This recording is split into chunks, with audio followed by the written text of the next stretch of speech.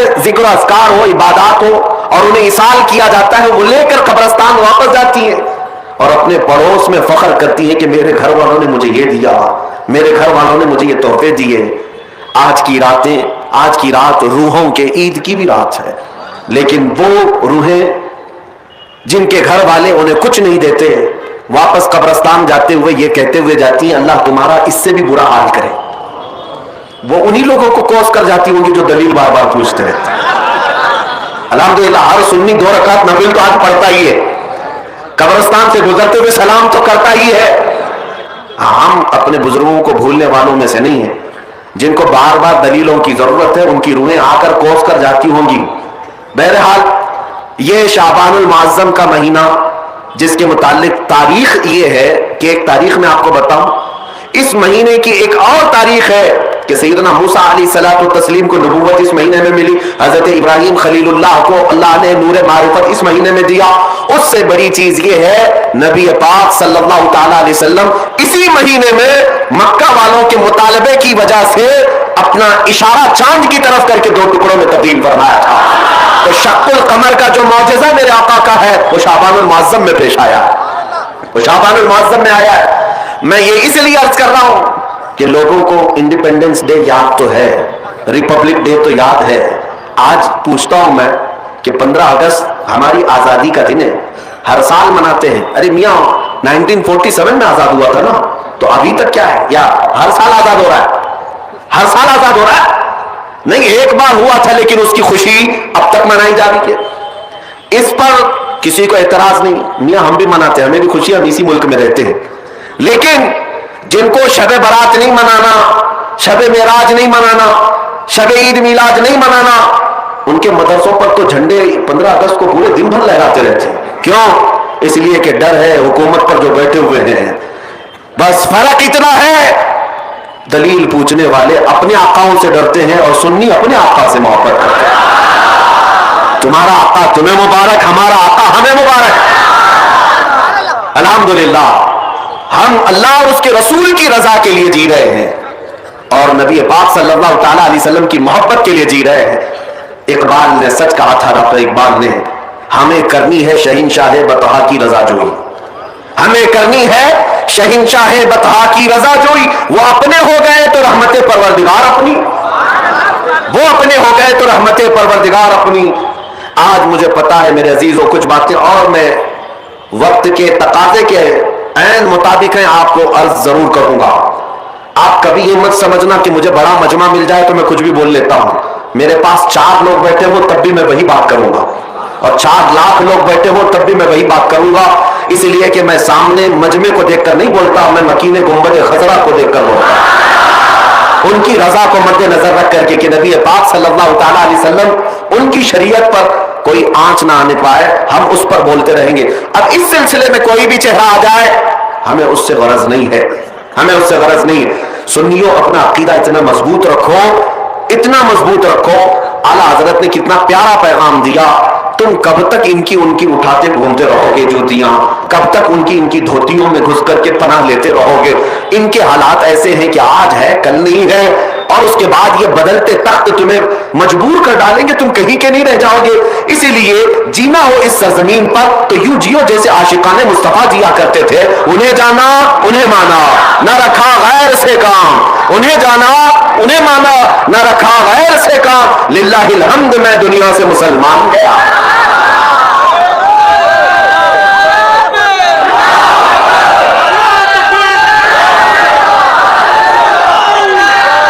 तवज्जो, मैं आज आपके सामने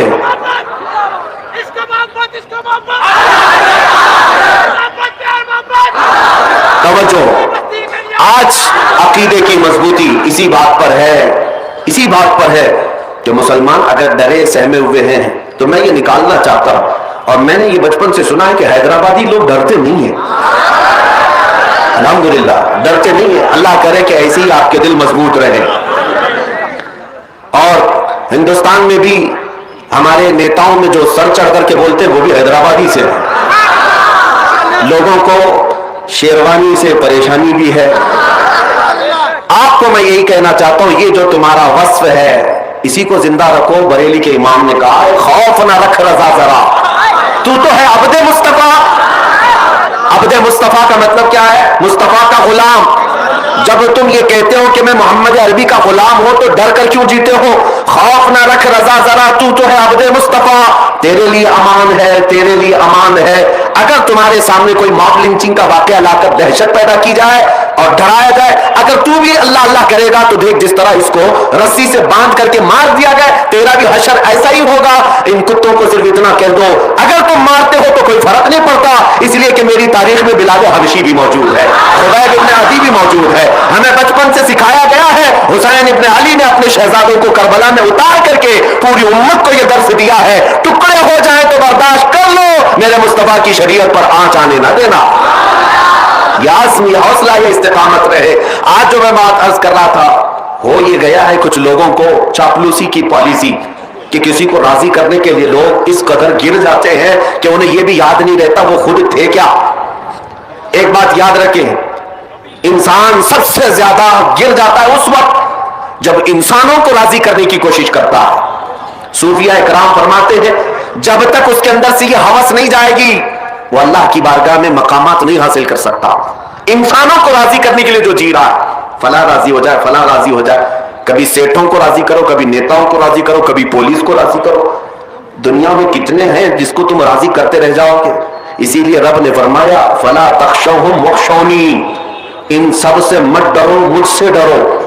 अल्लाह का हुक्म है, एक जात से तुम खौफ रखोगे, अल्लाह सारे खौफ तुम्हारे दिल से निकाल देगा। दुनिया का डर तुम्हारे सीने से अल्लाह निकाल देगा। जीना है इसलिए कि मुझे पैदा किया मेरा मौला, मुझे मौत देगा मेरा मौला, मुझे रिस्क दे रहा है मेरा मौला, मुझे खिलाता पिलाता है मेरा मौला, मुझे सांसें देता है मेरा मौला। जब सब कुछ वही देता है, मौत भी वही, हयात भी वही, तो डरना बंदों से क्यों है? और मुझे ये बताओ, तुम्हारे हर अमल की सजा और जजा देने वाला कौन है?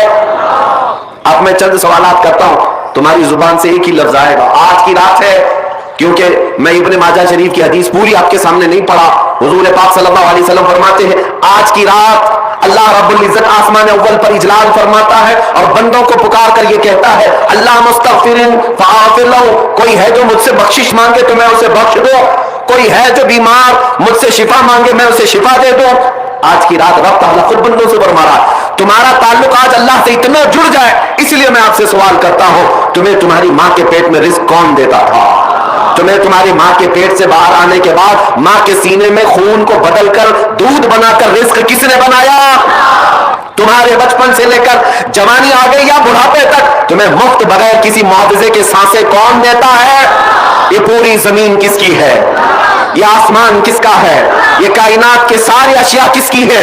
जब तुम्हारी जुबान पर अल्लाह अल्लाह है, फिर मैं आपसे पूछता हूं, हमारी जिंदगी का तरीका भी यही है। जब तुम पैदा हुए थे मां की गोद से, तो सबसे पहले तुम्हें नहला धुला करके लाया गया था मौलवी साहब के पास या किसी साले बंदे के पास, और क्या कहा गया था कि इसके कान में क्या पढ़ो?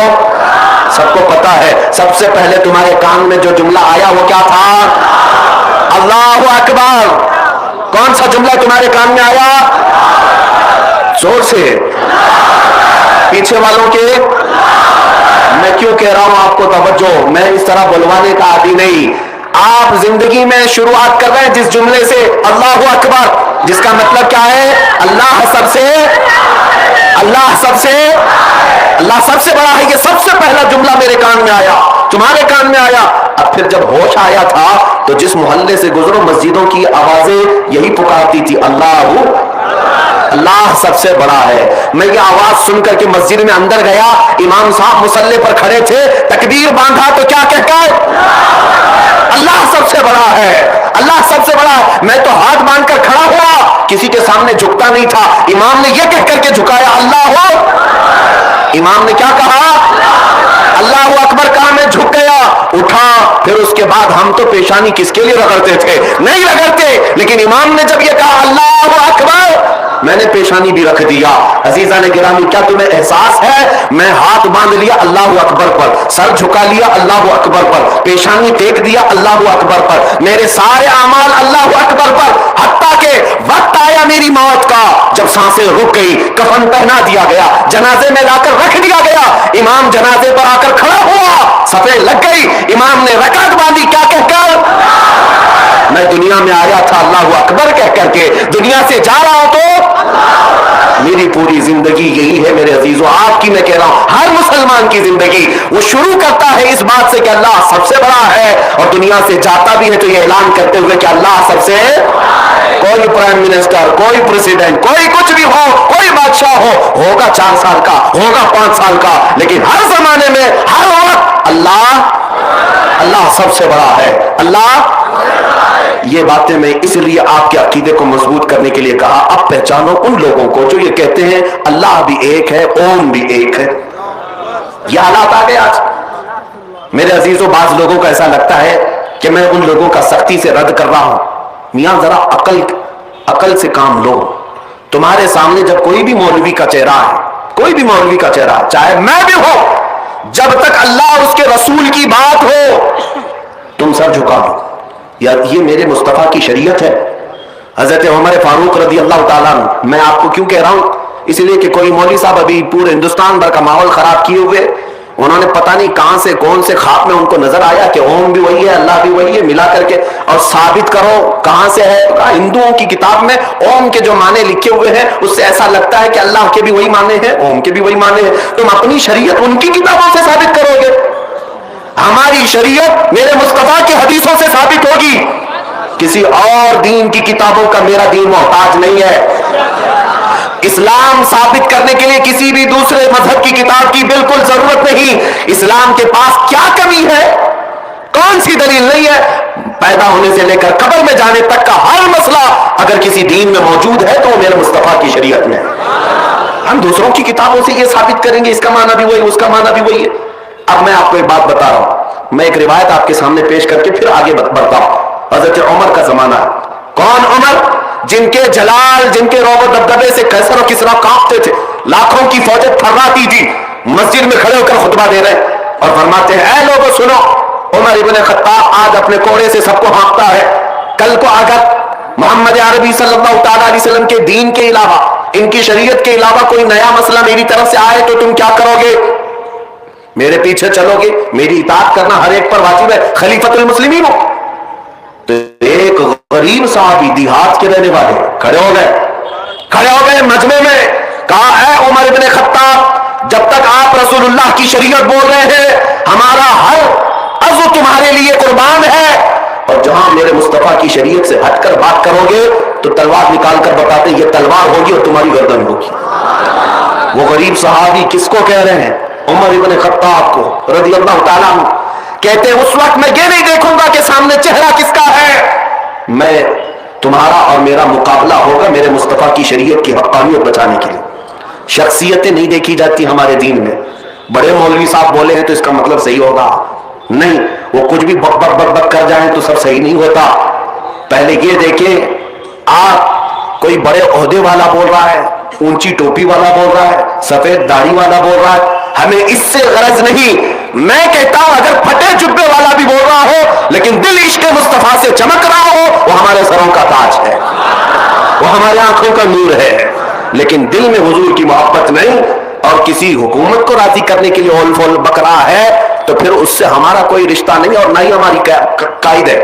अब अल्लाह अकबर मैंने आपके सामने इतनी बार कहलवाया सिर्फ इसीलिए कि अगर ये फितना कल को तुम्हारे यहां आ जाए कि तुम्हें यह कह दिया जाए कि मौलवी साहब भी ये कहते हैं ओम भी एक ही, अल्लाह भी एक ही है, तो कभी इसका भी जाप कर लो, कभी इसका भी जाप कर लो, कहीं हमारा नौजवान बहक ना जाए, गुमराह ना हो जाए कि हमारे उलमा ने जब ये कह दिया है तो शायद इसकी तारीख ऐसी होगी। एक बात याद रखें, मौलवी साहब ये कहते हुए ये भी बहक गए कि उन्होंने दूसरे मजहब वालों से पूछा ओम क्या है, तो उनको लोगों ने बताया कि वो एक हवा है, वो एक ताकत है। मौलवी साहब कह रहे हैं कि उसी को तो हम अल्लाह कहते हैं। अरे पागल, हम हवा को अल्लाह कहते हैं? हवा अल्लाह की बनाई हुई मखलूक है, अल्लाह की बनाई हुई मखलूक है। अगर हवा को ही तुम अल्लाह मानते हो तो इसीलिए हवाओं में जुड़ रहे हो। शायद तुम्हारा अकीदा अभी उस अल्लाह की तक नहीं आया। वो कादिर मतलब जिस पर हम ईमान रखते हैं वो अल्लाह कैसा है? वो अल्लाह रब्बुल इज्जत, वो जिस्म जिस्मानियत से पाक है, मकान व मकानियत से पाक है, इंसानों के बस में आने से पाक है, हर ऐब से पाक है। अल्लाह रब्बुल इज्जत बेनियाज है, वो किसी का मोहताज नहीं। हमारे यहाँ जो तस्वुर है अल्लाह का वो बहुत अलग है, बहुत अलग है। मुझे बताओ है मुसलमानों, हैदराबाद में हजारों मस्जिदें होंगी, आप नमाज के लिए जब जाते हैं तो क्या मेहराब में या सामने की दीवार पर अल्लाह की तस्वीर बनी है? चलो हैदराबाद में नहीं, किसी दूसरे शहर में है, दूसरे मुल्क में है, कहीं सुना आपने? पूरी दुनिया भर की मस्जिदों में जाकर देख लेना, अल्लाह की कोई तस्वीर नहीं बनाई गई। यही तो तुम्हारी खुसूसियत है मुसलमानों की, जो बगैर अपने खुदा को देखे सजदे में गिर जाती, बगैर देखे सजदे में गिरती है और इसका यकीन है कि अल्लाह है। हाँ, ये वो दूसरा तस्वुर तुम कहां लाकर फिट कर रहे हो, जिनको सामने रखना पड़ता है फिर झुकना पड़ता है, सामने रखना पड़ता है फिर झुकना पड़ता है। और मजाक तो मजाक, एक सहाबी हैं, कहते हैं या रसूल अल्लाह सल्लल्लाहु अलैहि वसल्लम, जमाने जाहिलियत की अपनी बात बताकर कहते हैं, आका मेरी जिंदगी के इस्लाम लाने से पहले के दो वाकयात ऐसे हैं, एक वाकये को याद करता हूं तो हंसी आती। अजीज़ान गिरामी वक़ार, अल्लाह रब्बुल इज्जत के मुतालिक जो हमारा तस्वुर है वो उसको बेनियाज मानना। और कुरान की आयत है, कुल हुवल्लाहु अहद अल्लाहुस समद। महबूब आप फरमा दो अल्लाह एक है, अल्लाह बेनियाज है, अल्लाह बेनियाज है। अब मैं आपसे आपका अकीदा पूछ रहा हूं, आज बहुत जरूरी है ये, क्या आप बताओ हवाओं को खुदा कहते हैं? हवा खुदा है? बारिश खुदा है? ताकत खुदा है? यानी कोई भी ताकत दुनियावी? अल्लाह रब्बुल इज्जत ये चीजों का नाम नहीं है, ये सब चीजें तो उस अल्लाह ने पैदा किया, उस अल्लाह ने पैदा किया। एक साहब आए, सवाल तो देखिए, एथिस्ट जो आज नास्तिक जो है, जिनको कोई खुदा को मानना ही नहीं है, वो गुमराह कर रहे हैं। अब कुछ एक्स मुस्लिम नाम से हमारे दज्जाली टीवी वाले बहुत उनका आओ भाव करके बुलाते हैं, दावत देते हैं, उनको बिठाते हैं, डिबेट करवाते हैं। मैं तो अक्सर यही कहता हूं, ये बेचारे चैनल वाले ऐसे हैं जिनका काम तो आप देखते रोजाना, हमारा नाम लिए बगैर तो दुकान भी नहीं चलती, हाँ रोजी नहीं चलती। उनको हमारे ऊपर कुछ ना कुछ डिबेट करना है, इस्लाम पर, मुसलमानों पर, दाढ़ी पर, टोपी पर, बुर्के पर, मस्जिद पर, कहीं ना कहीं तो कुछ करना ही है, वरना तो चैनल नहीं चलेगा, मसाला कहां मिलेगा। एक्स मुस्लिम भी ऐसे लाए जा रहे हैं जो सिर्फ सिवा खुदा के इनकार पर बैठे रहते हैं, दलील दो दलील दो, कहां है खुदा, कहां है खुदा। अजीज़ान गिरामी वो कहा आपके ऊपर जब ऐसे सवाल आते हैं, कॉलेजेस में अभी ये बला फैली हुई, यूनिवर्सिटीज में फैली हुई है, एथिस्ट बहुत तेजी से लोगों के दिमागों को फेर रहे हैं कि खुदा है ही नहीं। और फिर जब आप कहते हैं अल्लाह है तो आपसे कहते हैं कि दलील दो, कहां है अल्लाह? हजारों दलीलें हैं मेरे अल्लाह के होने पर, खुदा के होने पर। लेकिन आप सबसे पहले उस एथिस्ट से, उस गुमराह मुल्हिद से ये पूछो तो इनकार जो कर रहा है, पहले इसकी दलील दे कि खुदा नहीं है, खुदा नहीं है, इसकी दलील चाहिए। आप उसके बाद शर्म से पानी पानी ना हो जाए तो फिर मुझे बता दें, फिर पूछो आप खुदा नहीं है तो दलील दे। मैं पूछता हूं ये जमीन से ये सब्जा कौन उगाता? ये जब कोपलें निकल करके आती हैं तो इसमें फूल निकल आते हैं, इसमें रंग कौन डालकर जाता है? कौन है? कोई जिन्नात आते हैं, कोई और होता है? कुछ है तो बता, कोई तो है जो इस पूरे कायनात के निजाम को संभाला हुआ। जो इनकार करते हैं उनके लिए आप पहले पूछे कि दलील क्या है तुम्हारे पास। और फिर आपको मैं एक बात बताता हूं, पूरी दुनिया के कवानीन में, फिलॉसफी में एक चीज मुहाल है, नामुमकिन है। क्या चीज? यानी यानी कोई नॉन एंडिंग चीज ऐसी दुनिया में है ही नहीं, ऐसी है ही नहीं। मैं हूं, मेरे से पहले मेरे बाप है, मेरे बाप से पहले मेरे दादा है, दादा से पहले परदादा है। आप कोई भी चीज दुनिया की ले लें, उससे पहले उससे पहले उससे पहले कुछ ना कुछ है। लेकिन कहीं तो जाकर आपको रुकना पड़ेगा, इससे पहले कुछ नहीं था। जब तक ये तुम्हारा तस्वुर ना आए उस वक्त तक साइंस भी इसको बातिल कहती है। कोई एक लास्ट एंड वाली चीज होना ही चाहिए, वरना तो सोच इतनी है कि कहीं रुकेगी ही नहीं। अब जैसे वो लोग कहते हैं अल्लाह से पहले क्या था, हम कहते हैं तुम ही बताओ क्या था, तुम ही बताओ। कहा दूसरा अल्लाह था, मैं पूछता हूं उससे पहले कौन था? फिर तुम तीसरा लाओगे, हम कहते हैं उससे पहले कौन था? फिर तुम तो लाखों तो गिनते जाओ, मैं तो पूछता ही रहूंगा उससे पहले क्या, उससे पहले क्या। तुम्हें कहीं तो जाकर एंड करना होगा और बोलना होगा इससे पहले कोई नहीं था।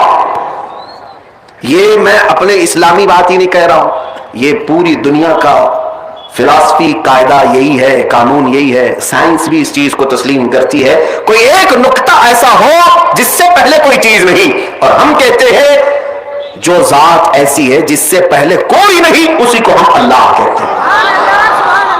एक मैं आपको मिसाल बता दूं, एक खलीफा के पास सवाल हुआ और कुछ मौलाना लोग थे बेचारे, नए तलबा थे, उनके पास एक मुअत्तज़िली आया और उसने उनको गुमराह करने के लिए ऐसी बात किया, आप बताओ, मैं अभी आपसे सवाल करता हूं, अल्लाह हर शय पर कुदरत रखता है या नहीं?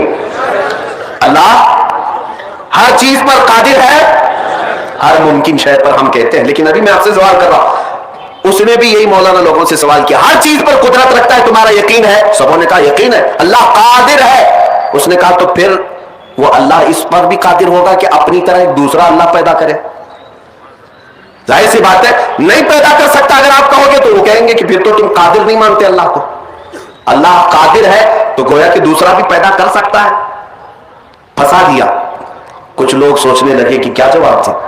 वो आए, अपने वक्त के एक सूफी दुर्वेश बुजुर्ग थे, उनके पास कहने लगे, ऐसे वहां के मुअत्तज़िली गुमराही कहने लगे कि अल्लाह कादिर है तो अपनी तरह एक दूसरा भी बना सकता है, दूसरा भी बना सकता है। बहुत अहम नुक्ता मैं आपके सामने रख रहा हूं, सुनिए।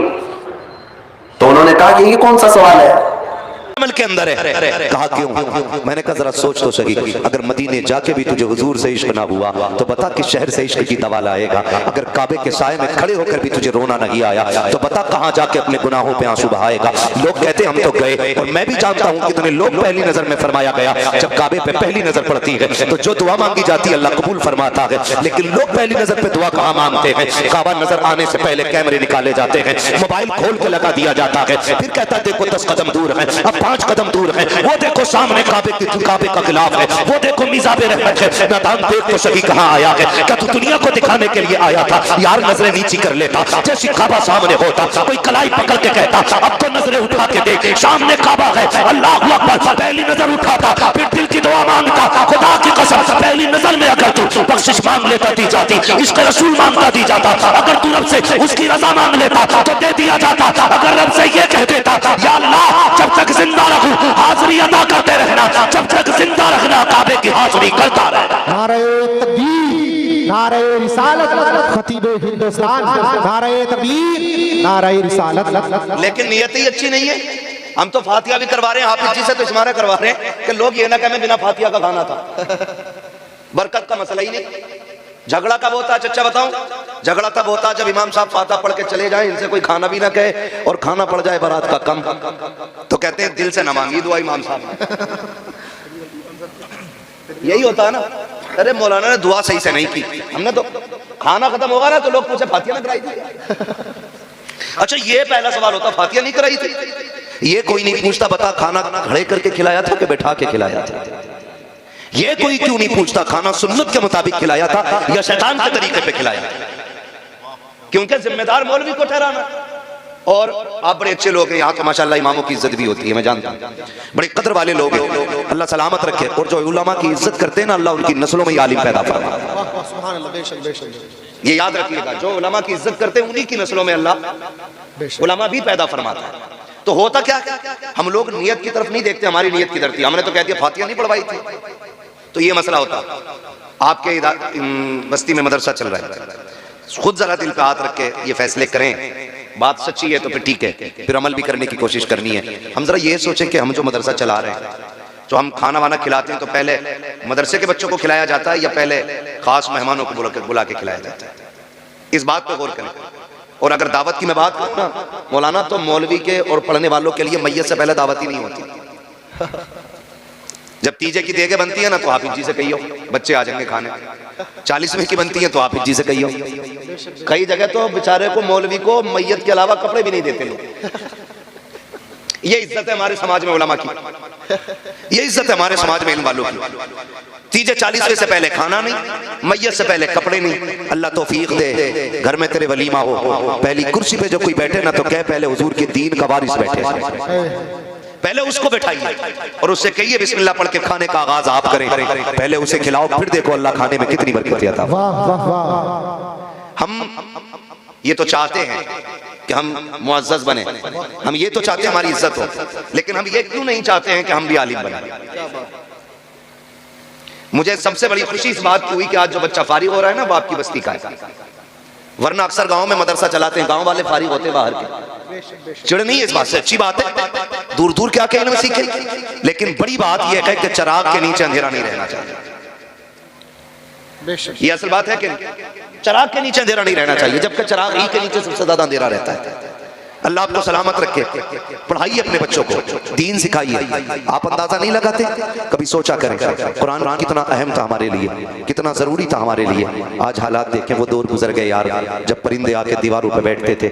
सुबह मुसल्ले से उठने वाली माएँ कुरान खोल के पढ़ा करती थी, परिंदे आके कुरान की तिलावत सुना करते थे। जब वो चहकते थे तो माएँ उठ के उनको दाने डाला करती थी। वो तिलावत सुन के भी जाते थे, दुआएं दे के भी जाया करते थे। हमारे घरों में बरकतें होती थी। तब लोग 100-150 नहीं, 10-20 नहीं, 2.5 रुपए कमाने वाले लोग इज्जत और शान से जिया करते थे। आज तक 10 लाख रुपए महीने कमा करके घरों में सुकून नहीं है, जिंदगियों में करार नहीं है। उसकी वजह यह है कि हमारे घरों के अंदर से बरकतें जा चुकी हैं, हमारे घरों के अंदर से बरकतें रूठ गई हैं। काश हमने कुरान की तिलावत को खास कर लिया होता, हर घर के अंदर कुरान की तिलावत हुआ होती। फजर के बाद रोज कुरान खुला करता, फजर के बाद रोज औरतें कुरान पढ़ा करती। लेकिन कहां से पढ़ेंगी औरतें कुरान? हम जब बीवी तलाश करके लाते हैं, पहले ये पूछा जाता है एमए पास है कि नहीं, बीए पास है कि नहीं। यार ये तो पूछा करते हो, ये क्यों नहीं पूछते हो इस बच्ची को कुरान आता है कि नहीं, इसे दीन की वाकफियत है कि नहीं। जब ये घर से चली थी तो इसके जहेज में तो कुरान देखा गया था, लेकिन कभी मुसल्ले पे कुरान नहीं देखा गया। इसके जहेज में तो कुरान था, लेकिन आज तक इसके आगे कुरान रखा हुआ नहीं देखा गया। वजह क्या है? इसके बाप ने जहेज का एहतराम तो किया, लेकिन बेटी को कुरान नहीं पढ़ाया। और तुम भी खाली डिग्रियां देख के ले आए। जाओ कुरान की कारियां लेकर के आओ, दीन सीखने वाली बेटी लेकर के आओ। खुदा की कसम कदम उसके आएंगे, करम खुदा का आना शुरू हो जाए। वाह वाह वाह, जिंदाबाद। बहुत हो, बहुत लाया करो। और नौजवान रिश्ते कर रहे हैं ना, कह रहे अम्मा देख के ये जरा मुंह ढंग से देख लिए, ढंग से देख लिया, वो भी सही कह रहा। वो तमाशा हो रहा है रिश्तों में भाई साहब, 5 मिनट में शक्ल बदल देते। वो कमाल है पेंटरों का, पता ही नहीं चलता है कि नहीं। और अब तो अल्लाह माफ करे, ये मुसलमानों में भी रिवाज आ गया ब्यूटी पार्लर का। इरफान साहब, ब्यूटी पार्लर का रिवाज है। 3-3, 6-6 घंटे ब्यूटी पार्लर में मेकअप के बाद दुल्हन आती है। हालात देख रहे हैं, मेरी बात समझने की कोशिश करें। मैं कोई नारे लगवाने नहीं आया, मैं बस सिर्फ कुछ बातें कहने आया हूं अपने लोगों से। 6-6 घंटे ब्यूटी पार्लर, ये कभी धुलना नहीं है? बोलो धुलेगा कि नहीं? जिस दिन धुल गया उस दिन असलियत सामने आनी है भाई। तो 6-6 घंटे ब्यूटी पार्लर, और उसके बाद 8 दिन बाद तलाक। लड़का कह रहा जो देखी थी वो है ही नहीं, फोटो किसी और का था। इससे समाज बर्बाद हो रहा है, इससे हमारी सोसाइटी तबाह होती जा रही है। हालात कितने बिगड़ चुके हैं। अच्छा खुद बताइए, हम दूल्हा पीछे रहता, कैमरे वाला आगे नहीं रहता। बोलो, जो जितना ज्यादा नाक वाला ना, इतना ही बड़ा कैमरा लगवा रहा। एक जगह गए, निकाह का मसला था तो वकील बना दिया गया, इजाजत लेने गए, हमसे पहले कैमरे वाला घुसा पड़ा था। मौलवी से पहले कैमरे वाला। यार हम मुसलमान हैं। कौन है हम? कौन है हम? मुसलमान। हमारी सबसे बड़ी दौलत को गैरत कहा जाता है, और आज वही हमारे पास नहीं है। कैमरे वाला घुस जाता हर जगह जाकर, बाकायदा बुलाया जाता है, कहा जाता सही से वीडियो बनाना, एक सही से बनाना, देखना ये चलेगी बाद में। हमें गैरत आनी चाहिए। ब्यूटी पार्लर के नुकसानात आप न जानो मगर मैं आपको बता जाऊं। ब्यूटी पार्लर के नुकसानात आप देखिए, चेहरे बिगड़ जाते हैं। जब मियाँ बीवी एक जगह रात को आकर के इकट्ठा होते हैं, हुक्म तो ये था ना कि नमाज अदा की जाए, दोनों एक जगह पर अल्लाह की बारगाह में शुक्राने के सजदे अदा करें। लेकिन करे कौन सजदे अदा? लड़के को तो वैसे फुर्सत नहीं है, और लड़की इतना ब्यूटी पार्लर से सज के आई है, मुंह धुल गया तो सारा काम खराब हो जाएगा। वुजू कर नहीं सकती है, इसलिए सजदे भी नहीं हो सकते हैं। जब वुजू नहीं होगा, सजदे नहीं होंगे, तो बरकतें कहां से आएंगी? ए मेरी कौम की शहजादियों, ब्यूटी पार्लर का हुस्न जो होता है ये घंटे 2 घंटे का होता है। रब ने तेरे लिए वुजू को दिया था, तेरे लिए नमाज को दिया था। चेहरे पे अगर बिल्कुल भी रंग रोगन न था, 5 वक्त वुजू करके तुझे सजदे करके रब को मनाना था। ब्यूटी पार्लर का हुस्न कहता है जो रब की बारगाह में किए जाने वाले सजदे हुस्न दिया करता है। बहुत खूब, जिंदाबाद, बहुत अच्छा। लेकिन नौजवान भी अंधा हो गया, मर गया। क्या यार देख कहियो, सही से देखियो। एक ने ना तो ऐसे करके देखा, रगड़ रगड़ के, ऑर्डर तो नहीं है। हालात देखो, ये क्या है मालूम है? ये दीन से दूरी है, दीन से दूरी। ये कड़वी सच्चाई है, ये हमारी दीन से दूरी है। तो रिश्ते भी अगर करते हैं ना तो हम डिग्रियां देख के करते हैं। कभी सिर्फ ये मत देखो, ये मत कहो अम्मा देख के आए ना तो ऐसा देख के आना रिश्ता कि वो उसका चेहरा अच्छा हो, उसकी नाक अच्छी हो, उसके कान अच्छे हों। ऐसे ऐसे तखय्युलात पैदा कर देते हैं ये बीच में जो निकाह कराने वाले लोग होते हैं ना। अच्छी बात है रिश्ता कराना, लेकिन जरा हल्का हाथ रखा कर। आते कह रहा लोंडिया ऐसी देखी ना होगी जी तुमने। ये जुमला जब कह दिया ना लड़के के सामने तो उसके जहन में एक तस्वीर बन गई, लेकिन जब देखता है तो कहे हुए का बिल्कुल उल्टा। फिर यहां से नफरत पैदा हो जाती है, नफरत पैदा हो जाती है। तो ये बीच वाले रहे लड़की ऐसी है कि देखी नहीं होगी, और लड़के की बात आवे तो लड़का 90,000 कमा रहा। अभी उसके अब्बा ने बताया कि इसी महीने डाले लखनऊ से कितने 90,000, और 3 महीने शादी को नहीं होते। लड़के का अब्बा मीटिंग लेके बैठ जा, समझाओ ये 2 रुपए नहीं कमा रहा भाई, ये शादी से पहले तो 90,000 कमा रहा था। तो मसला क्या होता है? धोखा, फंसाना किसी को। भाई जो रिश्ता कराने वाले लोगों कितना मिल जाएगा? 500 रुपए और एक जोड़ा। गलत बोलोगे तो पूरी जिंदगी लानतें और मिलेंगे। और उधर से आके कह रहा 90,000 कमा रहा, तुम क्या दोगे? तो बाप होता कहता है यार चलो ठीक है 90 कमा रहा है तो हम भी 10 लाख दे देंगे। कहा जी 10 में बात ना चलेगी, उसका रिश्ता फला जगह से आ रहा है, 12 तो वही देने कह रहा है, तुम 15 दो। तो 15 कह करके तय कराया जाता है। और जब शादियां होती हैं राज खुल के आते हैं, लड़की के बाप को पता चलता है ये तो निकम्मा निकला, फिर वो 15 में से 10 काट कर 5 देता है। फिर जब लड़की ससुराल आया करती है, फिर जो तमाशे होते हैं, लड़का वाला कहता है लड़की से, उसका शौहर कहता तेरे बाप ने 15 का वादा किया था, 5 देकर के धोखा किया है। लड़की कहती है तू भी कोई दूध का धुला नहीं है, तेरे बाप ने भी 90 बताए थे। जब से मैं घर में आई हूँ 1 रुपया कमा के नहीं लाया है। गैरत आनी चाहिए। क्या नतीजा निकालोगे इससे? अगर माशरे को सुखी रखना चाहते हो, झूठ ना बोला करो, सच बोला करो। और ये कभी तलाश न करना 90,000 कमाने वाला हो, 1 लाख कमाने वाला हो, लड़का ऐसा तलाश करो कि भले 100 रुपए कमा के लाए, हलाल के लेके आए, किसी का हक मार के न लाए, किसी का दिल दुखा के न लाए। अल्लाह ऐसा कादिर मुतलक है, अगर हलाल कमाने वाला होगा अल्लाह 100 में भी 1 लाख की बरकतें अता फरमा दे। वाह वाह वाह, जिंदाबाद, बहुत खूब। मतलब नहीं है डाकू हो चाहे मगर 1 लाख ला रहा हो। हाँ, मगर अल्लाह भी ऐसा कादिर मुतलक है, लाओ कौन सा डाकू लाओगे निकाल के बड़ा बनेगा। 1 थोड़ा कमर में निकाल देता है, 1 थोड़ा जमीन बिकवा देता है, 1 थोड़ा जमीन बिकवा देता है। पर ना तुम नहीं जानते, बुरा ना मानना। अमीर अक्सर कैसे जाते हैं? Brain tumour, brain haemorrhage, cancer, फालिज। गरीब बुखार आया निकल ली, सिरसाम हुई निकल ली। ये सस्ते निबट जाते हैं। खुदारा रब से रिस्क हलाल मांगो। और दुल्हन देखो तो पढ़ी लिखी, दीनदार, और दामाद देखो तो वो भी दीनदार। अब तो लोग ना बुंदे वाला दामाद ज्यादा पसंद करते हैं। हाँ, बुंदे वाला दामाद। क्यों भैया ज्यादा काबिल है क्या मसला बुंदे वाले का? दाढ़ी में कट निकले हुए। हाँ, अब कट तो हजरत अल्लाह माफ करे, एक तो बिच कपड़ा बनवाए पूरा तो सब। बीस कपड़े हैं बहुत सारे, पीछे से बिच कपड़ा कुछ उसकी, हाँ दूर से देखने में लग रहा कोई जानवर बैठा है इसके सर पे, और बड़ा अच्छा मुस्कुराता हुआ रहा। मैंने शर्म करिया, और दाढ़ी में एक ने ऐसे कट मारा जैसे इसके टांके भरे हुए। जैसे पुरानी चोट होती है ना, तो कभी कभी पुराने निशानात चोट के ऐसे होते हैं कि बाल ही नहीं जमते, ऐसा मारा कट दाढ़ी में। मैंने कहा एक्सीडेंट हुआ होगा, यहाँ से फट गया होगा। करीब से देखा तो मुड़े हुए थे बाल। हालात है। दामाद किसका? बब्बन का, छन का, जुम्मन का। यही मसला चल रहा है यार। एक बात तो सुनो, और लड़कों तुमसे भी गुजारिश है ज्यादा मालदार ससुर भी मत ढूंढना। दोनों बातें मैं असल बात कह के जा रहा हूं, दीनदार लड़की तलाश करो। मगर रिश्ते अल्लाह माफ करे, कह रहा बड़े लोगों में इसलिए रिश्ता किया ताकि थोड़ी सी अपनी भी दैल हो। और वो भी कह रहे दामाद ऐसा होना चाहिए जो चले तो कुछ धमक होनी चाहिए। इतना धमकदार ढूंढ लिया, ससुर खुद परेशान है। फिर कह रहा तावीज दे दो, उसकी धमक से ससुर परेशान। का ऐसा दामाद चाहिए जिसके सामने कोई न टिके। अब ससुर भी सामने टिकने तैयार नहीं, बीवी भी सामने टिकने तैयार नहीं। मारा मारा फिर रहा तावीजों के लिए। क्यों लगा रखे कोई चक्कर? तुमने एक फैसला गलत किया है। दीनदार तलाश करना था घराना, अल्लाह रसूल से प्यार करने वाला ढूंढना था दामाद। तुम्हें ऐसा दामाद ढूंढना था जो 5 वक्त का नमाजी हो, इसलिए कि जो अल्लाह का हक अदा कर सकता है वो तेरी बेटी का भी हक अदा कर सकता है। वो जो रब से नहीं कर सकता वो अपने ससुर से कैसे कर सकता है? सुभान अल्लाह, बहुत खूब, जिंदाबाद, बहुत अच्छा। कहने अरे हाफिज जी हैं खाली, हाफिज जी को लोनिया न दे, हाफिज जी हैं खाली, मर के दे, यही हाफिज जी काम आ। हाँ जी, दुआएं मांगा करो अल्लाह नस्लों में आलिम पैदा करे। ये खुशनसीबी होती है जिसकी नस्ल में आलिम पैदा हो जाता है। वरना जिन घरानों में आलिम नहीं होते ना, तो हालात देखते हो, सर में दर्द हो तो पानी मौलाना से पढ़वा के लाओ, बुखार हो तो पानी इमाम साहब से पढ़वा के लाओ, और दम निकलने लगे अल्लाह सबकी रूह निकालने के मामलात आसान फरमाए।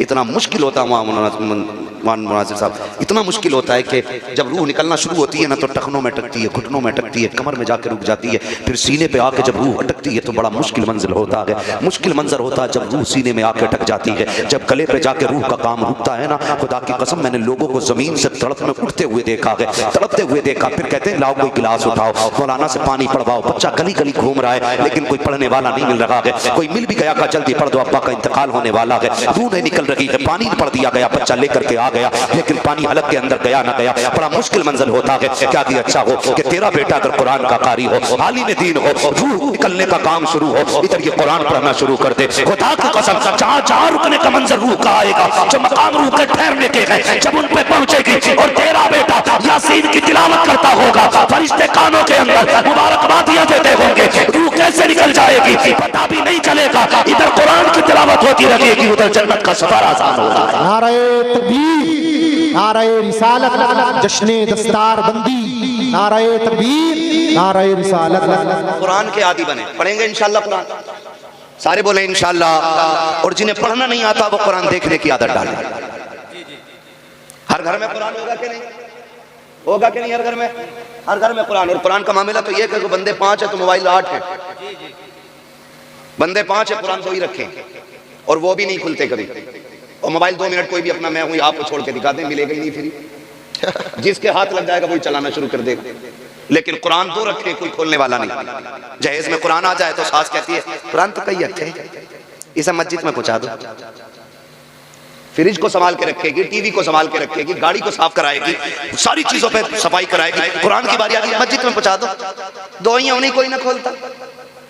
ये गैरत की बात है। जब कुरान घर में रखने की जगह ना हो, समझ लेना कयामत आने वाली। ये है हमारा कुरान से प्यार, ये है हमारी कुरान से मोहब्बत कि हमारे घर के अंदर कुरान के लिए जगह नहीं है। क्या कुरान कहता नहीं होगा मालिक ये मुझे खोलते तक नहीं है, ये मुझे पढ़ते तक नहीं है? कुरान सिर्फ 40 तक के लिए था। कुरान तो शऊर जिंदगी देने के लिए आया था। कुरान से इश्क करो, यहाँ भी सिला देगा, वहां भी सिला देगा। आओ तुम्हें बताऊं, अल्लाह अकबर। एक बहुत बड़ा शराबी था, बहुत बड़ा शराबी, इतना बड़ा मशहूर शराबी था कि इंतकाल हुआ, कोई दफन करने उसको नहीं आ रहा था, कोई हाथ लगाने उसको नहीं आ रहा था। रिश्तेदारों ने यह सोचा अगर दफन नहीं किया गया तो इसकी लाश सड़ जाएगी, बदबू फैलेगी, चलो उठा के कब्रिस्तान के गड्ढे में डाल आओ। ये सोच करके रिश्तेदार लेकर के गए। कुछ लोग शामिल हो गए जनाजे में मिट्टी देने के लिए। जब मिट्टी देख करके वापस पलटने लगे, पूरे कब्रिस्तान में मुश्को अंबर की खुशबू आने लग गई थी। लोग हैरत में थे, ये क्या मामला है, ये खुशबू कहां से आ रही है? लोग पलटे उधर जिधर से आ रही थी। जाके देखा उसी कब्र की मिट्टी उठाई जिसके अंदर शराबी को दफनाया था। जब सूंघा तो उसकी कब्र से मुश्क की खुशबू आ रही थी। दौड़े लग कई लोगों की उसके घर की तरफ, कहने लगे यार शराबी तो बड़ा था, बड़ा पापी था, इसकी कब्र से खुशबू कैसे आ रही है? घर गए, बेटी के भी आंसू सूखे न थे। जाके पूछा बता तो सही बेटी तेरे बाप ने कौन सी नेकी की थी? बच्ची ने आंसू साफ किए। कम मजाक कर रहे हो? कम मजाक तो नहीं है, बता तो सही तेरे बाप की नेकी क्या थी? का हुआ क्या है? का आज जब दफना के लौट रहे थे उसकी कब्र से मुश्क की खुशबू आ रही थी। का मेरा बाप शराबी था, मेरा बाप गुनाहगार था। का बेटी हम भी जानते हैं, लेकिन ये पता नहीं कि क्या की थी। उसने कहा नेकी तो कोई याद नहीं है, लेकिन इतना मुझे याद आ रहा है जब कभी नशा उतरा करता था तो मेरा बाप गुस्ल करता था, वुज़ू करके गुस्ल करके खुशबू लगा के आता था। और ये जो सामने कुरान रखा है वो इसको उठा के गोद में लेके बैठ जाता था। मेरे बाप को कुरान पढ़ना नहीं आता था, लेकिन जब कुरान खोलता था तो रोना शुरू कर देता था। कहता था मेरे मालिक मुझे तेरा कुरान पढ़ना नहीं आता, मैं वो बदनसीब बंदा हूँ जिसे कुरान की तिलावत नहीं आती। का ये कहता रहता, रोता रहता, और कभी कभी तो इतना बेकरार हो जाता कि उंगलियां रखता आयतों पे और कहता मालिक ये मैं नहीं जानता ये क्या लिखा है, लेकिन जो भी लिखा है सच लिखा है। ये क्या कहा गया है मुझे नहीं पता है, लेकिन जो भी तूने कहा है सच कहा है। का इतना मुझे याद है लोगों की चीखें निकल गई, कहने लगे वाह रे मालिक, अगर कुरान से प्यार करने वाला तेरा इतना प्यारा हो सकता है तो कुरान पढ़ने वाला तेरा कितना प्यारा हो सकता है। नारे तकबीर, नारे रिसालत, अज़मत कुरान, नारे तकबीर, नारे रिसालत। भाई कम से कम अगर कुरान पढ़ना नहीं आता तो कुरान को देख के चूम लिया करो, चूम लिया करो, उसकी ज़ियारत किया करो, उसे सीने से लगाया करो। तुम कुरान को अपना दोस्त बना लो, कब्र और हश्र में कुरान तुम्हें अपना दोस्त बनाएगा। सारी जन्नत में जाना चाहते हैं ना? मैं हाथ नहीं उठवाऊंगा क्योंकि हर मोमिन की ख्वाहिश जन्नत है। और मेरे हुजूर ने फरमाया था जब भी हाथ उठा करें तो अल्लाह से जन्नत मांग लिया करो, ये जन्नत मांग लिया करो। तो हर बंदे की ख्वाहिश जन्नत में जाना है। सबसे सच्चे साथी को कुरान कहा जाता है, और यही हम नहीं पढ़ते है। जिसे देखो चौराहे पे इतनी लंबी जीव निकाल के बातें करता, और कई बार तो कई जगह ऐसा हुआ, एक जगह जाना हुआ, पता चला हो कि मुक्तदी तो इमाम साहब के फोटो खींच लेकर सजदे में, ये देखो जी पैर हिल गया था तुम्हारा, हैं कम थोड़े ही फोटो खींच के दिखा रहे, देखो यकीन ना तो तुम्हें, देखो अरे यार तू सजदा कर रहा था कि फोटो खींच रहा था। अपने अपने अमल के बारे में सोचे, अपने अमल के बारे में हर बंदा ये सोचे यार मेरे अमल बेहतर होने चाहिए, हर शख्स की ये ख्वाहिश होनी चाहिए मेरा अमल बेहतर होना चाहिए। कोशिश ये किया करो क़यामत के दिन मैं बख्शा जाऊं, मेरा काम बन जाए। लेकिन मसला ये नहीं है, हमने जो जिंदगी समझी है ना, हम तो ये सोचते हैं जिसके पास गाड़ी है, बंगला है, वही कामयाब है। नहीं, जिसके सीने में कुरान की मोहब्बत है वो बड़ा कामयाब है, बड़ा कामयाब है। फरमाया गया जब हाफिज कुरान का जनाजा उठता है ना, अल्लाह हुक्म देता कब्र को, खबरदार मेरे कुरान का हाफिज आ रहा है, एक बाल को भी हाथ ना लगा देना। जमीन वादा करती है मालिक मुझे तेरी इज्जत की कसम, जैसा मेरे सीने में आएगा वैसे ही क़यामत के दिन पेश कर देंगे। ये इज्जत किसे मिल रही है? कुरान वालों। लेकिन कुरान भी आसानी से नहीं आता, बड़ी मेहनत होती है कुरान पढ़ने पढ़ाने की। हम लोग तो ये सोचते हैं ना 100 रुपए दे दिए और काम हो गया हाफिज जी। ये मदरसा चलाने वालों से पूछो कितनी मेहनत से मदरसा चलता है। खुदा की कसम मदरसे के मुतवल्ली को, सेक्रेटरी को अपने बच्चों की इतनी फिक्र नहीं होती है जितनी मदरसे की फिक्र होती है। ये यकीन कर लीजिएगा आप मेरी बात का, इतनी फिक्र नहीं होती अपने बच्चों की जितनी मदरसों के बच्चों की फिक्र होती है। तनख्वाह की फिक्र होती है, महीने के खर्च की फिक्र होती है, लेकिन कुछ लोगों को यही फिक्र रहती है इसे फंसा में कैसे। हाँ? ये भी एक फिक्र रहती है इन्हें फंसाया कैसे जाए, ये सबसे बड़ी फिक्र लगी रहती है। और हिसाब लगा रहा, हाँ निशान मार के कहेगा कैसा प्लास्टर कराया, ये कैसा प्लास्टर कराया है, छुट गया, सस्ता वाला करा दिया होगा। मगर हालात हमारे क्या, हमारे घर की एक लाइट फ्यूज हो जाए ना तो 1 घंटे के अंदर मिस्त्री आएगा और ठीक करके जाएगा। मस्जिद मदरसों की लाइटें बंद हुए महीने बीत जाते हैं, कोई देखने नहीं आता। ये कड़वी सच्चाई है, महीने बीत जाते हैं कोई देखने नहीं आता। मैं तो सलाम करूंगा उस बाप को जिसने बेटे को कुरान का कारी बनाया है। वो माए मुकद्दर वाली है जिन माओं ने अपने बेटों को हाफिज बनाया। वो बहन नसीबों वाली है जिसने ऐसे भाई को रोटी खिलाई कि जिसने कुरान की दौलत अपने सीने में उतारी है।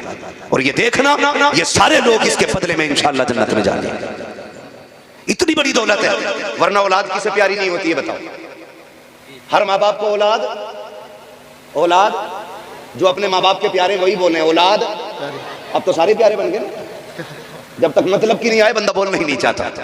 सारी औलाद माँ बाप की प्यारी होती है। और जब लड़की पैदा होती है तो भले ही मुंह उतर जाए, लड़का पैदा हो जाए माने अमीन साहब तो लड्डू इससे मोट सस्ता इससे पतला नहीं बटता, यही है ना। और खुशी भी होती है, लड्डू बटते भी हैं और बटने भी चाहिए, क्योंकि जिससे नस्ल चलती है वो भी कोई आम चीज नहीं, नस्ल भी अल्लाह नसीबों से चला रहा है। मैं बेटों की मुखालफत नहीं कर रहा हूं, लेकिन कुछ बताना चाह रहा हूं। बेटा पैदा हो, विलादत से 1-2 दिन पहले या 1 घंटा पहले ही बुकिंग हो जाती है, भाई 10 किलो लड्डू बनने हैं। कितने? बोलो यार, बोलो, सो मत। 10 किलो बनने। और इत्तेफाक से हॉस्पिटल से खबर आ जाए कि बेटी आई है, 5 मिनट हजरत फोन स्विच ऑफ करके लेट जा। लड्डू वाला फोन कर दिया, ये कब जाएंगे? बोले तू ही खा ले। अरे बनवाए क्यों थे? कह रहा हमने तो सोचा लड़का पैदा होगा, डॉक्टर भी कह रहा था, लेकिन लड़की आई है। तो बोले क्या हो गया? तो बोले अब तो पानी ना उतर रहा, हालत से लड्डू की बात कर। क्या बात है। बेशक ये मुसीबत आने लगती है लोगों के चेहरे पे, और ये खुद लाई हुई मुसीबत है। अल्लाह की तरफ से तो बेटियों के साथ रहमत आया करती है।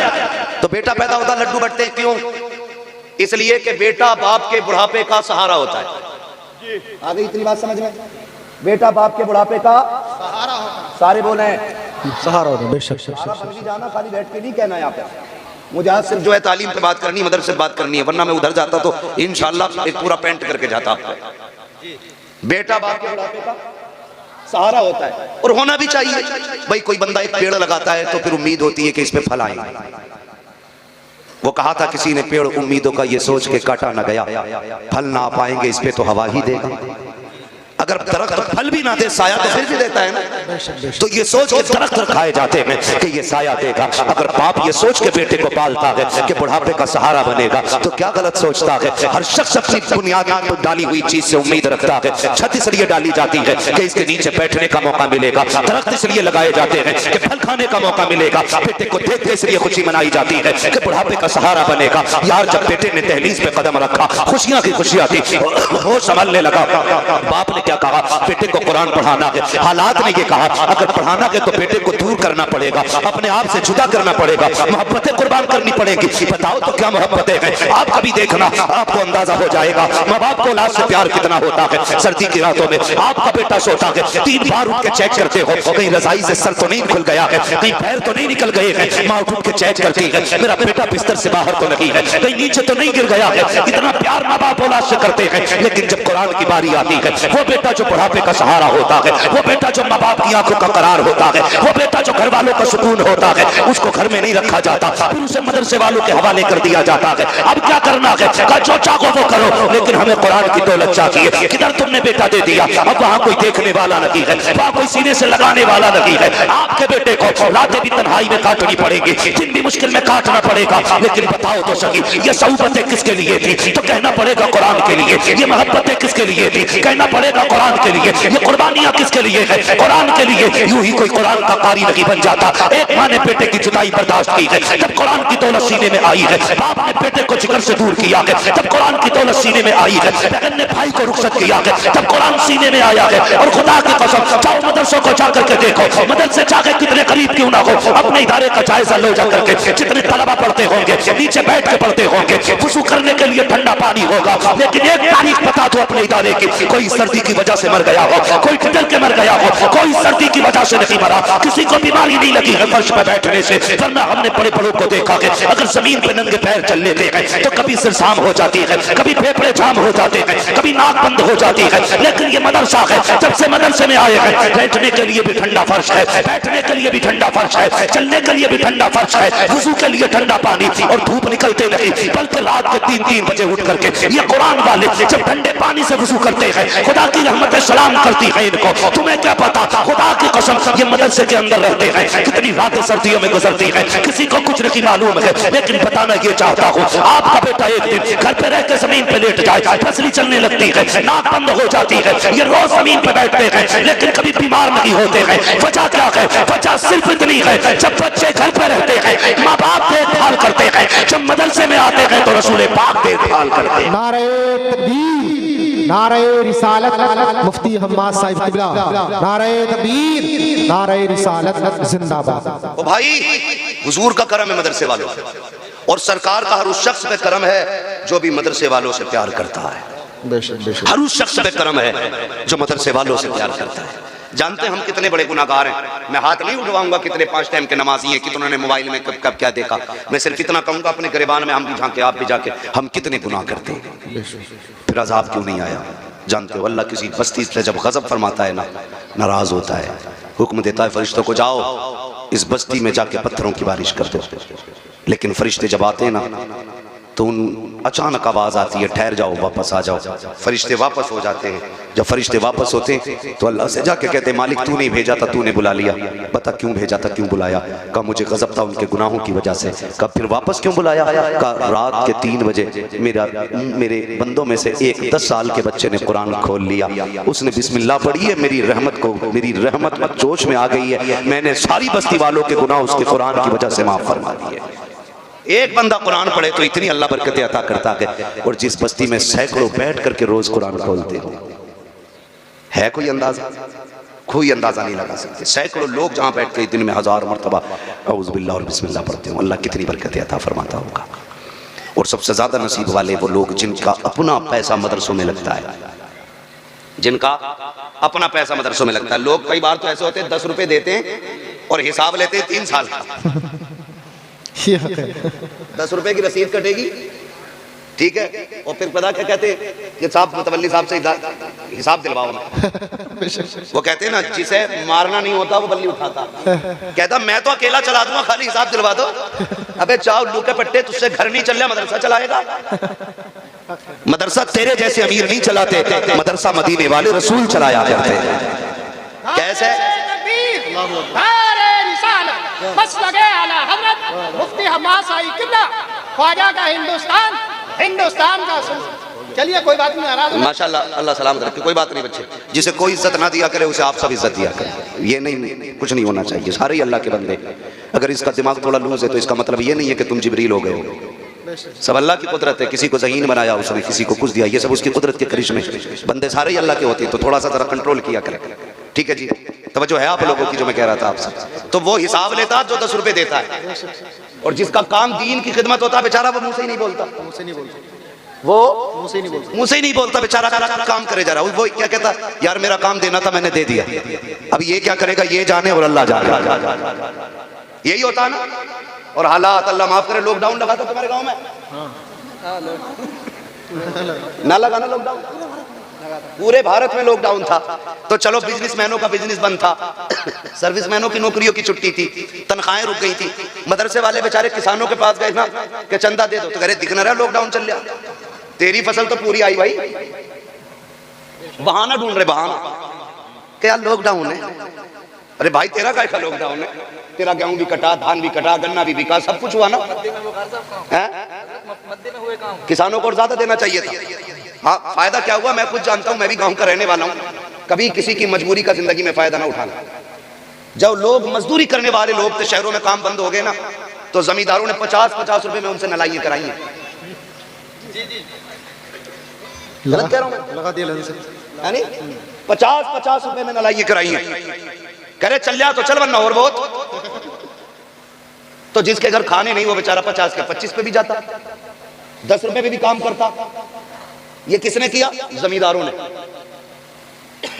अच्छा, मैं किसी जमींदार को बुरा नहीं कह रहा हूं, ये ना सोचना भाई तंज कर रहा है। मैं बस एक बात बताना चाहता हूं आपको, कभी किसी की मजबूरी का फायदा ना उठाओ। अच्छा, गरीब जो है ना मजदूरी देने में जल्दी करता है, मालदार कहता चल बे 200 रुपये मांगने आ गया, कल को आ जाइए। वो बेचारा गरीब कल को फिर आ गया, तो कहते बड़ी भाई तुझे भाई बड़ी जल्दी हो रही है, कल तो मना ही करा था। तो आपकी नजर में 200 रुपये हो सकते हैं, लेकिन किसी के घर का पूरा खर्च भी हो सकता है। वो ये क्यों बोल रहे हैं आप? इस 200 रुपए में किसी के चूल्हे का खर्च और किसी की दवा भी तो हो सकती थी। आप क्यों हिसाब लगाते अपनी इनकम से? अगर किसी के 10 रुपए भी मजदूरी के हैं तो हुजूर के फरमान के मुताबिक मजदूर की मजदूरी पसीना सूखने से पहले दे दो। इस पे अमल क्यों नहीं करते? 50-50 रुपए में काम कराया, जो इनके 10,000 में पल नहीं थी 1500 में पल गई। हाँ, और नलाइयां डट के हुई, नले नलाए खेतों में लोग जाके बैठ रहे थे। गन्ना इतना मोटा होता तो इतना हुआ, ये हुआ था लॉकडाउन में। लेकिन मदरसे वालों से हमने फिर भी यही कहा, लॉकडाउन चल रहा, लॉकडाउन चल रहा। लोगों ने कई बार लोग कहते हैं, सुनो मैं आज कह रहा हूं, लोग कहते हैं बीमारी लग गई, हवा ऐसी चली है, ऐसा वायरस है, गन्ना मारा जा रहा है। मैंने कहा तुमने नहीं जाना, लॉकडाउन लगा था तो तुमने खड़ी खेतियों में तूने के फायदे कमाए थे, लेकिन अल्लाह रसूल को भूल गए थे। आज उसने खड़ी खेतियों में आग लगाई है, कोई बचाने वाला नहीं है। खड़े खेत के गन्ने बर्बाद कर दिए, कोई देने वाला नहीं है। चाहो दावे के साथ कहता हूँ, सुख के दिन आए या दुख के दिन आए, खुदा को याद रखा करो, वो तुम्हारे खेतों की भी हिफाजत करेगा, तुम्हारी जेबों की भी हिफाजत। बहुत खूब, बेशक बेशक। सोचो जरा, सोचो, गारंटी है कोई? जब हम ही नहीं जाते अपने परदादा की खबर पे तो हमारी औलाद चली जाएगी। आने वाला दौर और नाजुक दौर है यार, कोई नहीं आने वाला। इसलिए अपनी आखिरत का इंतजाम खुद कर जाओ। किसको करना है? खुद करना है। आखिरत और कब्र का इंतजाम हमें खुद करना है। लल्ला का इंतजाम कर दिया मरने के बाद, बीवी का इंतजाम कर दिया मरने के बाद, बच्चों का इंतजाम कर दिया मरने के बाद, अपना भी कुछ किया। इस धोखे में रहते हैं कि लल्ला आएगा शबे कदर में बख्शवा देगा, शबे बारात में आएगा बख्शवा देगा। लेकिन हकीकत क्या है जानते हैं? शबे कदर में भी आगा सिर्फ अगरबत्ती या मोमबत्ती जला के निकल लेगा, इससे ज्यादा कुछ नहीं करेगा। हम सुन्नियों के अंदर क्या, अब तो कब्रिस्तान में लाइट लगाई जाती है और लोग आते निकल लेते हैं, आते निकल लेते हैं। अंदर से अगर मुर्दों की आवाज सुन पाते तो वो कहते हैं, एक बात बताओ ये लगाई क्यों है? ये तो तुम्हें उजाला दे रहे हैं, हमारे लिए क्या किया तुमने? अंदर के लिए कुछ किया?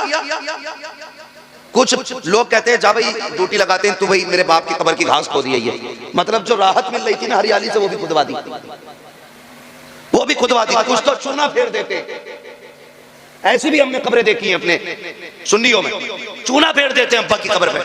क्यों? छठी हो रही है अब्बा की, हाँ कब्रें साफ हो रही हैं, लाइटें लगाती। और भाई जरा सोच तो सकी, एक नहीं 1 लाख लाइटें ऊपर लगा दो, अंदर कोई फायदा नहीं पहुंचने वाला। 1000 कैंडल लगा दो, कोई फायदा नहीं होने वाला है। अंदर उजाला कैसे होगा, इसके बारे में सोचा करो। हर बेटे से गुजारिश है, ऊपर लाइट लगाना या मत लगाना, मोमबत्ती लगाना या मत लगाना, अगरबत्ती लगाना या मत लगाना, ये तुम्हारी मर्जी है। अगर बाप की कब्र को रोशन करना चाहते हो तो कुरान सीख लो, कब्र पे आओ, 1 2 सूरत पढ़ो, हाथ उठा के बाप की रूह को बख्श दो। ऊपर उजाला हो ना हो, तेरे बाप की कब्र के अंदर अल्लाह उजाला अता फरमाता है। बहुत खूब, जिंदाबाद।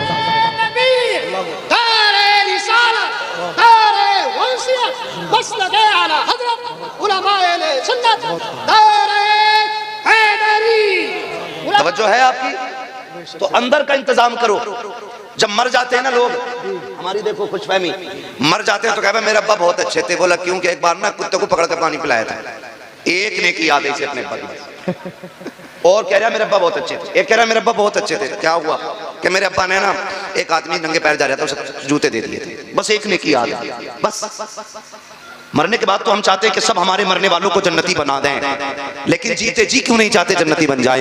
इंतकाल होता है, खुदा की कसम ये कड़वी सच्चाई है। हमारी कौम के अंदर 2 काम होते हैं। जैसे कि इंतकाल होता है ना, इंतकाल के साथ बेटा फौरन कब्रिस्तान की तरफ की बजाय बाजार जाया करता है। जैसी बाजार जाता है, वहां से कुरान की पेटी खरीदता है, और खरीदने के बाद फिर घर लेकर के आता है। कहता मेरे बाप का नाम डाल दो पेटी पे। उसको मस्जिद में उठा के रख दिया जाता है। तुम्हें क्या लगता है ये पेटी रखे रखे सवाब पहुंचाएगी? पेटी से रखे रखे बख्शिश होती रहेगी? ऐसा नहीं हो रहा है। अगर ये पारे पढ़े जाएंगे तभी तेरे बाप को सवाब मिलेगा। कितनी पेटियां रखे रखे तो उनके पारों में खून लग गए, पारों को दीमक खा गई, कोई खोलने वाला नहीं आया। पेटियां रखे रखे जंगालूद हो गई, कोई खोलने के लिए नहीं आया। जब तक रखे रखे कोई सवाब नहीं मिला। अगर ये चाहते हो तुम्हारे बाप को सवाब मिले तो पेटियों का हदिया ना करा, बल्कि मदरसे में आ जा। मौलाना यामीन से आके कहे कि वो तालिब इल्म बता दो जिसके पास पहनने के कपड़े ना हो, सर्दी का लिबास ना हो, बिछाने का गद्दा ना हो, या वो जगह दिखा दो जहाँ बैठ के कुरान वाले वुजू करते हैं और ठंडा पानी आता हो। बाप का इसाले सवाब के लिए नतीजन का इंतजाम करना चाहता हो, या वो जगह बता दो जहाँ से बच्चे गर्मी में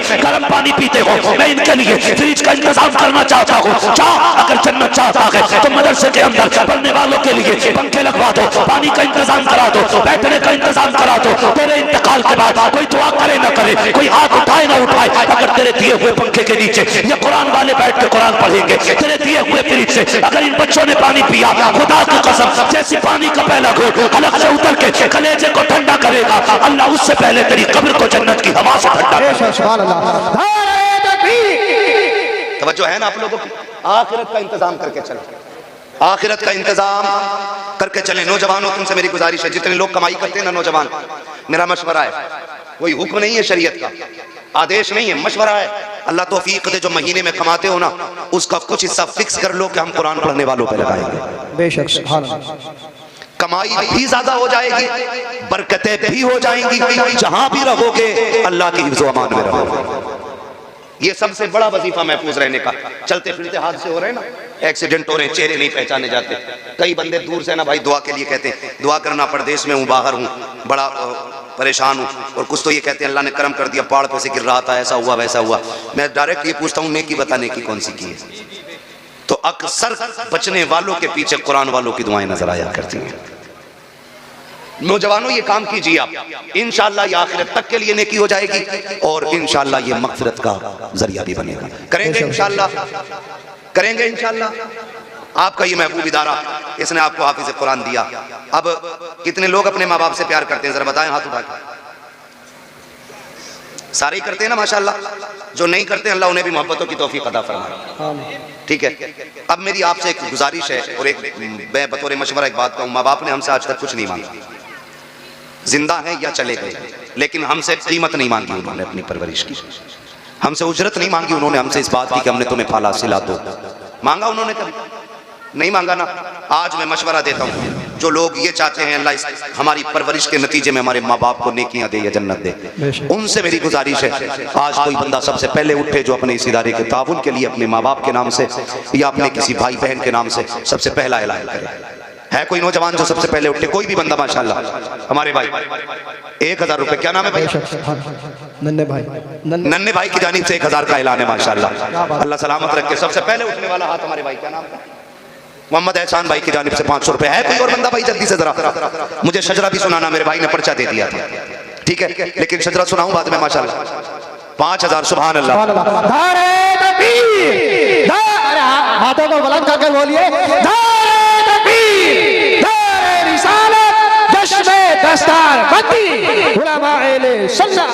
इस भाई की जानिब से 5000 रुपए। सुभान अल्लाह। बोलो मेरे भाई। 2000 रुपए। क्या नाम भाई का? नाम बताओ जरा।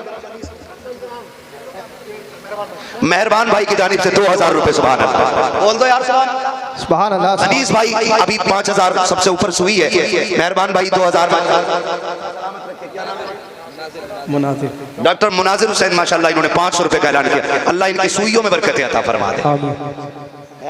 हाँ माशाल्लाह। है भाई और बंदा कोई? जल्दी से जरा उठे। मैं कोहरवे में और बापू में बोल रहा हूँ भाई, यहाँ के पैसे वाले भी मशहूर है। उठे भाई और कोई बंदा? मैं नाम वरी के लिए नहीं, मैं हुजूर के घर की बात की है मैंने। है कोई और बंदा? जल्दी से मशवरा कर रहे हो, करो मशवरा जरा जल्दी से।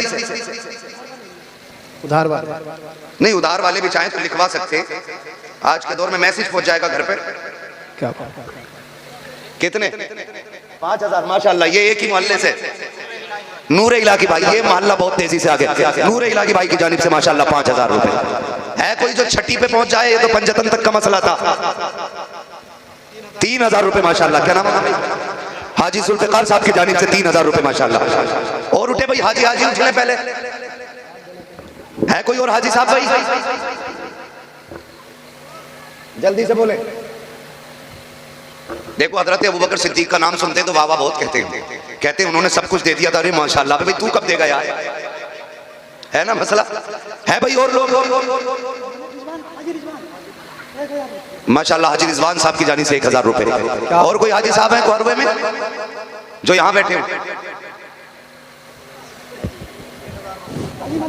माशाल्लाह हाजी मलूक साहब की जानिब से 1000 रुपए का ऐलान माशाल्लाह। अगर 100 बंदे 1000 वाले भी खड़े हो जाते हैं ना तब भी काम हो जाता है। लोग कम है तो 5-5 वाले खड़े हो जाओ, 20-25 तब भी मदरसे का काम होना ही होना है भाई और कोई बंदा? देखो कुछ लोग ज्यादा चादर में लिपट के ना बैठे माशाल्लाह। है कोई इधर कोई बंदा? है भाई ये सब कोरवे वाले लोग के बाहर के भी? सारे कोरवे के माशाल्लाह। वो तो कोई भी है, हुजूर का घर है, जिसको भी हिस्सा लेना माशाल्लाह। माशाल्लाह। क्या नाम? यामीन भाई की जानिब से 2000 रुपए माशाल्लाह। 2000 रुपए यामीन भाई की जानिब से। उठो भाई कोई छठी में है पहुंचने वाला? पंजतन भी हो गया है। 2000 रुपए मुकीम भाई की जानिब से माशाल्लाह। ये मोहल्ला बड़ी तेजी से अच्छा चल रहा है। उम्मीद है दाएं बाएं के लोग भी रंग बदलेंगे अपना, क्योंकि खरबूजे को देख के खरबूजा रंग बदलता गया। क्या नाम है? फरीदुद्दीन भाई माशाल्लाह 2000 रुपए। है कोई और मसला भाई आगे? माशाल्लाह पीछे से 3 उंगलियां उठ गई हैं। इमरान भाई 3000 रुपए माशाल्लाह। उठो यार, ये 2-3 हजार रुपए तो एक हफ्ते भर की दवा में चले जाते हैं। ये जाय नहीं हो रही, ये बैंक बैलेंस हो रहा है इंशाल्लाह। अगर ये पैसा मदरसे के काम आएगा तो जब तक इदारा चलता रहेगा सवाब मिलता रहेगा। है कोई और बंदा भाई? जल्दी से बताए जरा, मुझे इस मोहल्ले से उम्मीद बड़ी है। ये और जो ये बॉर्डर पे बैठे हैं ना बांग्लादेश में, आप भी हिस्सा ले सकते हैं। हाँ ले सकते हैं। यहाँ आधार देख के नहीं बुलाया जा रहा है भाई। है उठो यार जल्दी से नौजवानों। मैं तो ये सोच रहा था कौरवे के नौजवान है, अगर जलसे में पैसा लुटाना जानते तो मदरसे पे भी इंशाल्लाह खर्च करेंगे, लेकिन अभी नौजवान बहुत कम उठे मेरे सामने। है भाई कोई खुद मुख्तार नौजवान नहीं है? ये सारे ही अब्बा के खर्चे पे फुलने वाले नौजवान है। उठे नौजवान जल्दी जल्दी, जिसको जो हिस्सा लेना माशाल्लाह।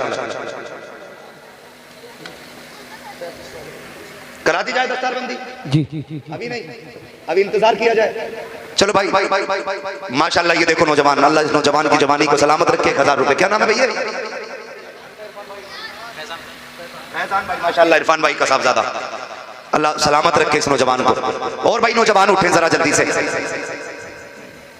वक़ाबी रूह जब बेदार होती है जवानों में, नजर आती है उनको अपनी मंजिल आसमानों में। नौजवान तो हर एतबार से नौजवान होते हैं भाई। और जरा जल्दी से नौजवान उठने वाले माशाल्लाह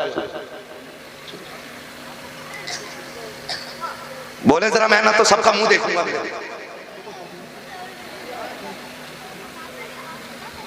उठे भाई जरा जल्दी से, मदरसे का मसला है जरा, जी, जी। वरना मैं भी इतना वक्त आपका नहीं लेता। जरा बोले जल्दी से और जल्दी से ताबुन करें मदरसे का।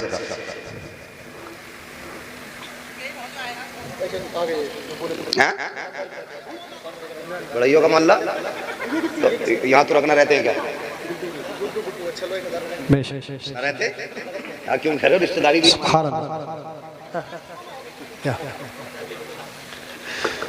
माशाअल्लाह। ये देखो नौजवान मेरा भाई बिलाल 1000 रुपए पेश किया। अल्लाह इनको हुजूर के बिलाल का सदका अता फरमाए। हमारे एक भाई क्या नाम जमील भाई माशाअल्लाह 500 रुपए पेश किए। बस मैं यही चाहता हूँ नौजवानों, बहुत लंबा खर्चा नहीं है, 500 रुपए हर नौजवान कम से कम करे। ये इदारे का मसला अल्लाह सलामत रखे माशाअल्लाह। नौजवानों उठो जल्दी से। क्या बात। 6000 रुपए माशाअल्लाह। देखो छठी का चांद भी दिख गया है और भाई भी छठी के नाम से उठ गया। महराज भाई ना, महराज भाई ने 6000 रुपए गरीब नवाज की निस्बत से पेश किए। सुभान बेशक क्या अल्लाह। बात। एक और नौजवान उठा मेरा भाई, सुभान अल्लाह। 6000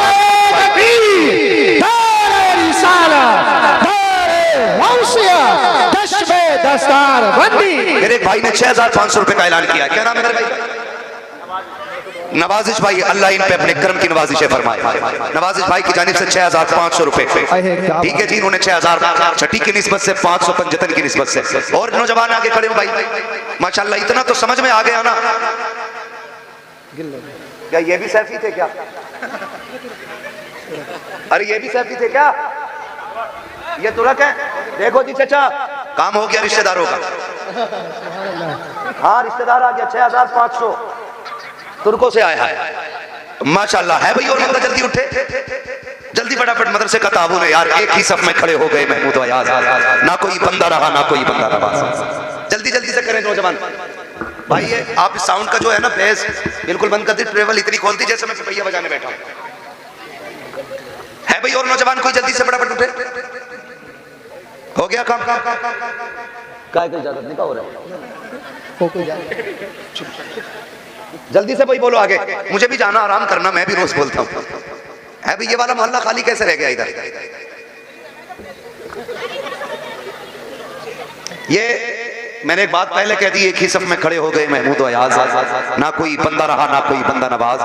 यहाँ सबसे आगे वो होगा जो सबसे ज्यादा अपनी हैसियत से देगा। मसला ये भी देखा जाता है, मैंने बात बताऊं कि आदमी की हैसियत 1100 रुपए की होती है, लेकिन 11वें में 11 ही रुपए देवे। पता ना कौन सी अकीदत है उसकी भाई।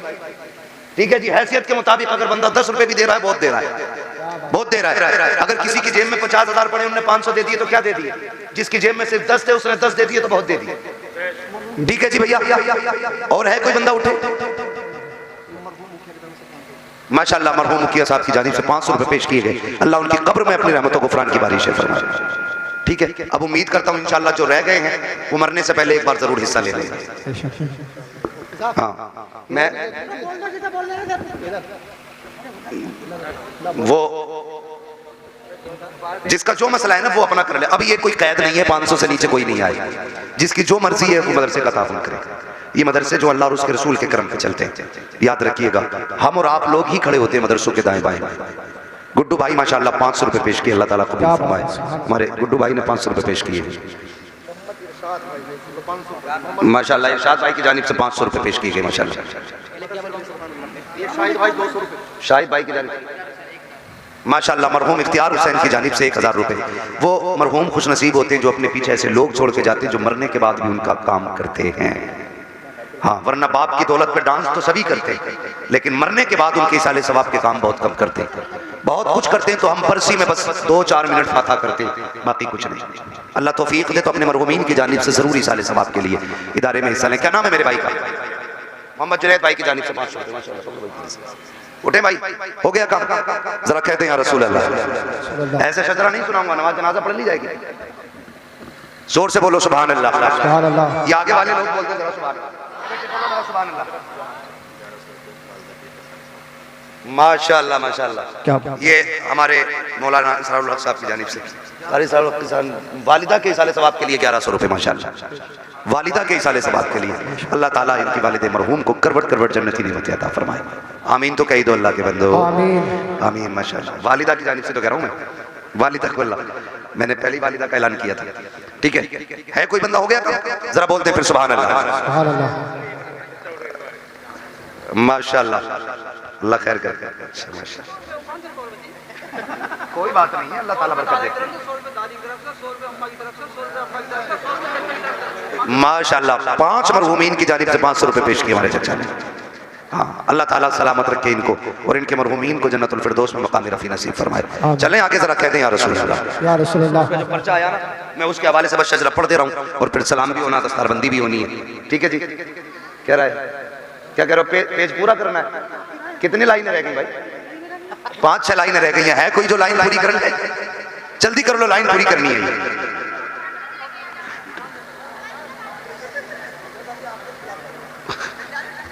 अभी धीरे धीरे पैसे लाएंगे। उम्मीद करूं कि 2-3 मिनट में ये 4 लाइनें पूरी हो जाएंगी। माशाल्लाह, अल्लाह सलामत रखे। माशाल्लाह, ये देखो साजिद भाई, मोहम्मद साजिद, माशाल्लाह 500 रुपए। सुभान अल्लाह, माशाल्लाह। अल्लाह हमारी माँ बहनों को, हाँ, जो जिसका मसला है वो अपना हैसियत से अपना ताउन करें मदरसे का, वरना औरतों ने तो अपने कान नाक के जेवर तक उतार के दे दिए दीन के लिए। वो अपने अपने जज्बात के ऊपर बात होती है ना। ठीक है, तो जिसका जमन करे। एक दूसरे का मुंह क्यों देख रहे हो भाई? अपनी जेब देखो। हम जो है ना, हम लोग ये हिसाब लगाते रहते हैं कि साहब बस गोश्त ताजा, कल का चाहे कुछ हो ना हो, बिना बोटी के रोटी नहीं चलती है। नहीं है? माशाल्लाह मुकीम भाई ने पहले 2000 दिए थे, 1000 और अपने वालिद की तरफ से पेश कर रहे हैं। सुभान अल्लाह। अल्लाह ताला वालिद मरहूम को इनके जन्नतुल फिरदौस में मकाम रफ़ी नसीब फरमाए। क्या नाम है मेरे भाई का, इसका नौजवान? नशल उधरी दे दो। महमूद अली भाई, माशाल्लाह 500 रुपए। हाँ, अल्लाह सलामत रखे। महमूद अली,